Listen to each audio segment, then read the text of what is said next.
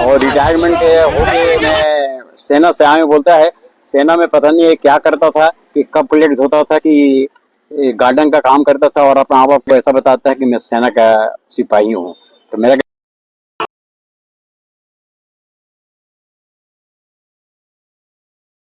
छत्तीसगढ़ के कवर्धा में युवक प्रशांत साहू को पुलिस ने हिरासत में पीट पीट कर मार डाला। मैं क्या करूं दाई, मला काय नंगी करके मारे आज बेटा।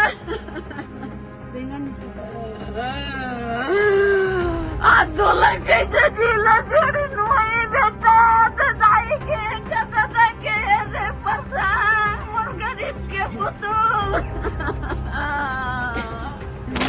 खून की बात मारता रही है। उनके मुड़ी कोई ठिकाना नहीं है। हाँ बोला पूरा खून रहा है। कौन मारी सर?